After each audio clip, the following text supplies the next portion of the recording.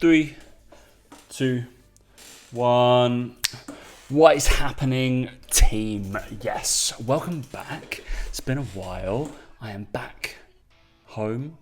You probably saw I was in France and all that kind of fun stuff. So before we get any further into the video, obviously like, subscribe, let me know you're watching, comment down below on my little journey into what's going on in the world of triathlons and stuff like that, and becoming an endurance beast.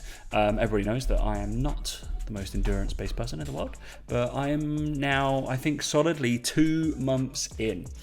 I've got my good hat on. It's very hot here. It's 32 degrees outside. I'm recording this right now, and it is wonderful. But that's right. We're gonna have a slightly different theme to today with what's going on, because obviously normally I've been letting you know what's happening with my training, all the peaks and troughs of what I've been dealing with, but I haven't really delved into what is happening in my workouts. So that is what's going to happen today. Gym-based stuff for triathlon-based things, okay? So it's going to be very much centered towards that. We're going to talk about what I purchased, I guess, in the last week. Not that I've been on a purchasing frenzy, but there seems to be something every other week that I do buy. So yeah. And we're gonna go down purchase pocket to see what's going on there. Okay, so thanks for stopping by. We're gonna get right into it. So the biggest things that I've gone into, we're gonna go a little bit of nutrition as well, because I was purchase whatever, blah blah blah, what's going on. So the biggest thing is gonna be popping up on your screen right now is these goggles. They're the Magic 5. I would say go and look at their Shark Tank little pitch, and it was pretty incredible, to be fair. And I have a client that has them anyway. He give a good review, so it's probably good for me. I'm fairly non-committal, so just have a little look. Just because my goggles are probably coming to the end of their career, and it seems like something I can invest in, because eyes are good, yo. And my swimming's coming along nicely. I'm enjoying it quite a lot. So the Magic 5, little bit bougie in terms of a price for a goggle. I think they're about 50 quid, something like that, £50 per goggle. I bought 2 pairs, indoors and outdoors, so that makes sense to me. But the thing is with these, they're made by robotics, so I've had to do a face scan for the company, right? So they scan your face, and then the idea behind it, there's going to be no leakages, no kind of eye marks on them whatsoever. So as far as I will go, it will probably be quite good, I'm hoping. So I am immensely excited about that. Obviously, I'm going to learn that I have a completely misshapen face, as you can see. But yeah, apart from that, it'll be good. They should come in the next 2 weeks, so I should have them for the next episode on the channel around this, and I'll give you a little review, because I normally record these on a Thursday or Friday post doing some swimming.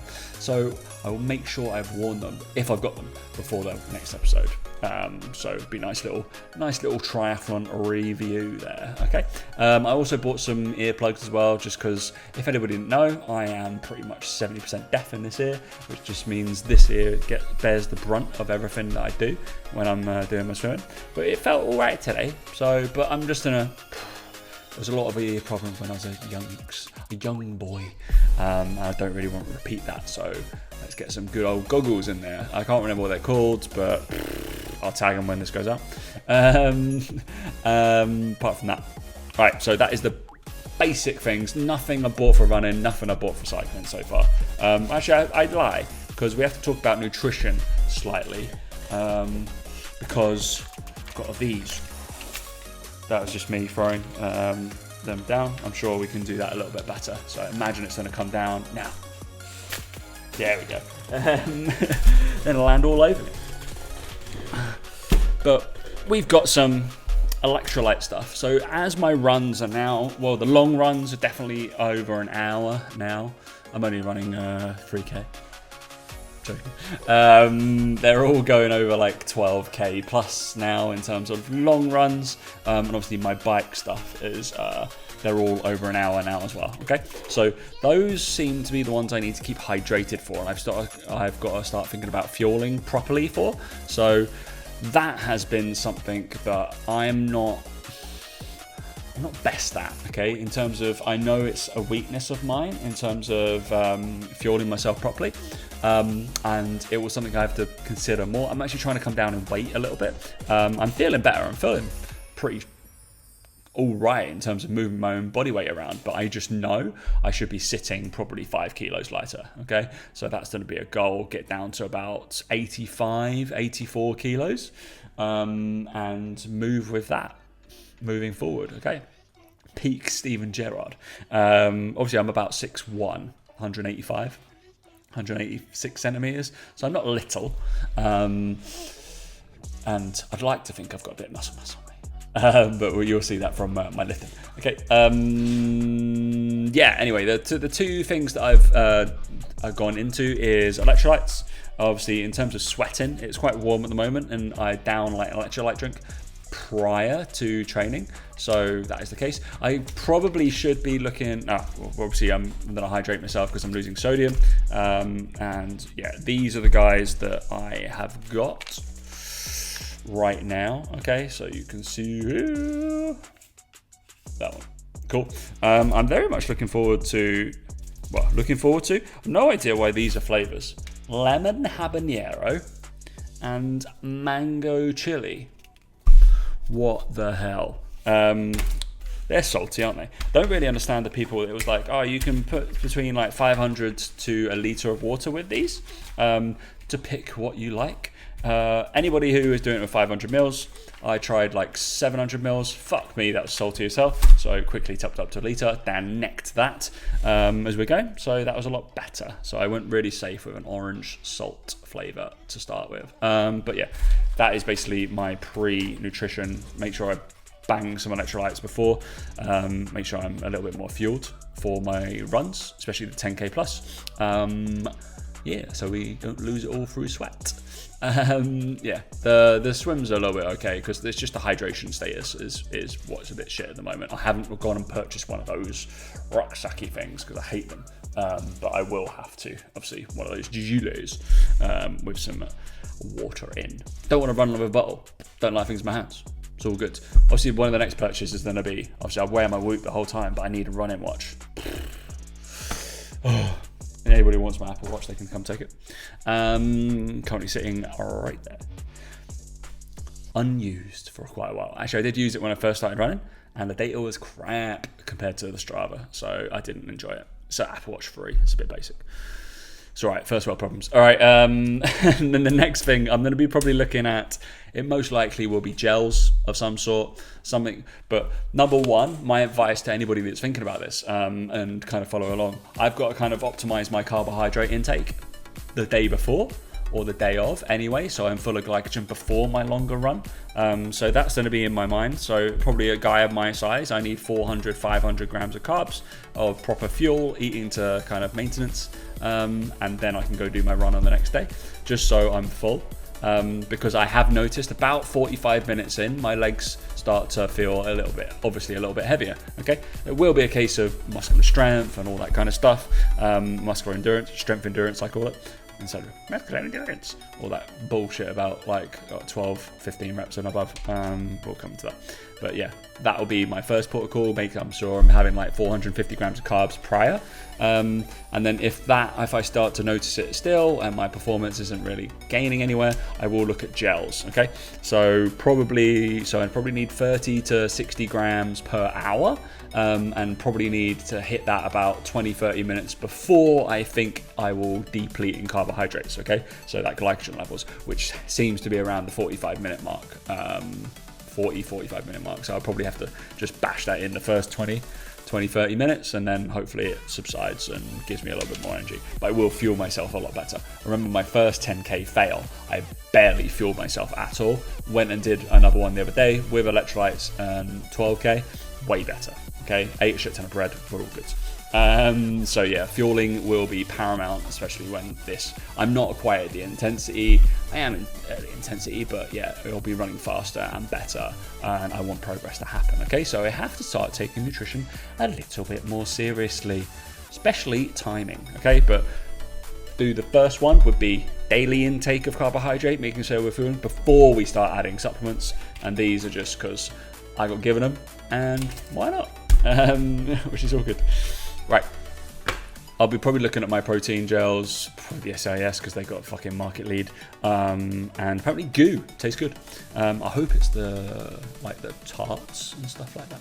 That'll be amazing, wouldn't it? But yeah, all right, I think that solves that. 10 minutes on that. Let's spend 5 minutes talking about my workouts. So on the screen now, you can see I'm actually I was subscribed to a workout app on Train Heroic through a coach, I can't remember his name, Shamazo, but that was all geared, it's more geared for jumping and explosive power, not really resilience. So I've actually gone back and I'm using my own programming. I know, shocking. So all I've done is enrolled myself on my Combine athletic based program, which is you can get this for £49 a month, and you get all of this stuff included. It's insane. But yeah, it's basically an all-round athlete-based program. So it pretty much hits everything I need to accompany, either if you're a runner or if you're a footballer, if you're a cricketer, if you're anything. It will take you probably 80% there, I'd imagine. Okay, so this is my first protocol in case you wanted to get into my coaching, but this is what I'm trying to follow at the moment. I'm not doing all of the sessions. I'm not doing that volume day here. All I want to see is the strength and the power. Probably not going to do the volume, mainly because I don't think I need it because of the sheer fucking volume I'm doing in the cardio aspect, but I might mix about with the volume and the power. I just don't want to lose the power because of my golf. That's pretty much the only reason I'm doing that, and my power day's got a little bit more to it. Okay, so this is what you can kind of see on your phone if you want to look at that. It's all of this kind of stuff. Cool. Their laptop. Cool. So they'll look at it on tablet just so you can see what's going on. Right. So we'll go into so you can see a week one has a little bit more explanation, and if you go into workouts, hopefully you can see all this kind of fun stuff. It's got a video for every single movement that you're doing. But we'll just go around in week 2 because it's a shortened aspect. So habits, check-in, workouts, and then there is a lesson. Just talks you through each week. I'm not watching that, but you could. Okay. All right. But it just talks you through what's happening throughout that week. Okay. So you get a little shortened version, summary overview of what is happening. So I go through mobility, movement prep, velocity-based work, then A's, B's, and C exercises. I'm not particularly doing the ESD, mainly because I'm a cardio machine right now. Then resting times. Okay. So the only things that I want you to kind of be wary of is the main things I'm really looking for is I want a little bit of power, so that's my velocity-based movements. I want to still train my key kind of lifts, which may be some sort of offset deadlift or normal deadlift or an offset squat. Those are my 2 things that I will always be doing. Offset squat might be step up, step downs. It might be some sort of B stance stuff. It might be some sort of split squat. The trap bar deadlifts for me, and I'm doing VBT on them. And then that'll be paired with some sort of plyometric exercise. So we've got some broad jumps, single legs work, which is going to be massive. Okay, and then upper body just to get swole. Basically to stay there, and obviously I will have a shit ton of pull-ups in, and a load of calf work to maintain. So we need the calf work and the maintenance of the calf work is mainly for your running. Okay, so lots of different calf work, anterior tib work, making sure your Achilles tendons really kind of fine. This movement prep stuff and the velocity based stuff will mainly be to do for your running as well, because that's the largest impact. And then we've got the general strength based stuff. We'll go on to, so this is a strength day, so I need lots of bigger loads here. We'll go on to our power day, shall we? And then the power day, body weight to 70% loads. will be about moving stuff really quickly. So I've got like banded pogo stuff, offset jumps, a lot of offset work, because you'll realize that none of the movements that I'm doing are going to be like bilateral jumps, right? It doesn't really happen at all. So all that kind of stuff. So we've got push presses, because I've got to probably work overhead a little bit more because of my swimming. So pull-ups and pullers, I'm going to be stretched. I can feel that today. I put pull-ups yesterday and I swam today, and I'm really thinking about elongating my stroke at the moment. So that has been something that I really want to do. And also I've got like rotational power and kind of key stuff that's going on with my core. And then this kind of stuff is low barbell step ups at kind of increasing velocity, just so I can strike the ground nicely and stuff like that. Okay. Then we've got integrity based exercises, which is going to glue me together, because I don't want to get injured.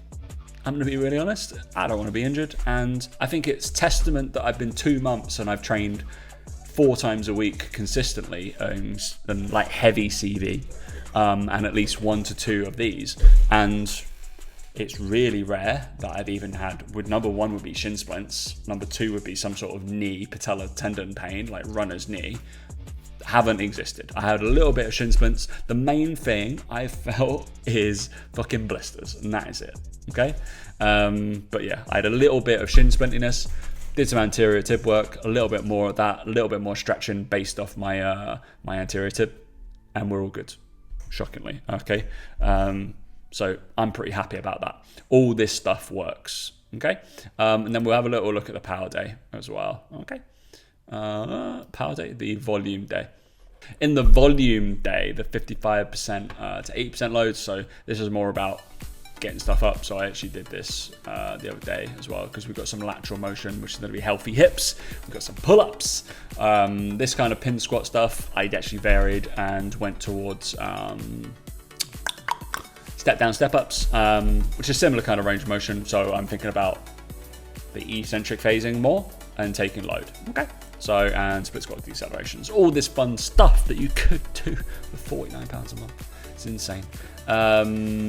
Yeah, and then there are 2 things down here. We've got option 1 and option 2 in terms of building speeds and building engine. It's not really applicable to me right now, but if you play a sport or you want to get faster or you want to build your engine a little bit more, don't go and do that. Okay, it's only because there's 5 workouts in there. 2 are kind of more field-based, let's say, and then 3 in the gym. Okay, and once it hits week 5, I will start mixing around towards like contrast training and stuff like that. Okay, but this is going to be my resilience-based training for a good 3-4 weeks, probably most of September. I will gear everything around picking 1 or 2 of those sessions and just going through that. I think it's just worth it for that, if I'm really honest. That's what I used to do with my other coach, with their programming. I'd just want to see like 3 or 4 workouts planned, and I'll probably do 2 or 3 of them. Just pick and choose what will accompany with my other training and keep myself healthy more than anything else. Okay, so in the gym, let's prioritize that. It'll be calf work, anterior tib work, making sure my ankles are healthy. I need my shoulders to be healthy pretty much the whole time. We need to be able to have a little bit of hamstring grippiness, hips and glutes and stuff like that. Yeah, I'm going to be training for strength, and everything core wise, I need strong as hell. Okay, just because there's a lot of reps going in my cardio work, and I need to be resilient. Okay, and not get injured. Wonderful. We'll end it there, because I'm sure you've heard me ramble enough. It's all good. All right. Yeah. So if you've got any questions, if you've liked, shared, comment, join my email list if you want any free stuff. You can obviously grab that combine-based training for 7 days free on a trial, and then you can crack on and do it if you really want to. So there's testing protocols every fucking 10 weeks, I think, which is fun. So 5 times a year, you end up testing yourself, making sure you get some progress. But yeah, I'm not trying to sell that. I'm just telling you what's going on in my world. Yeah, so that's what's happening in the gym, because it hasn't been something I've been very clear at. But if you want to go look at any of those videos, they're all on my YouTube channel. You can probably look under combine exercises in a playlist. Okay, nice guys. Right, hopefully we'll be able to see those goggles the next time I see you, and yeah, I'll be even more of a beast. I think I'll probably have done my first 15k. I will have swum my first full whole K non-stop. Yeah, and what happens on the bike happens on the bike. Good. Thanks for popping by. I will see you in a bit.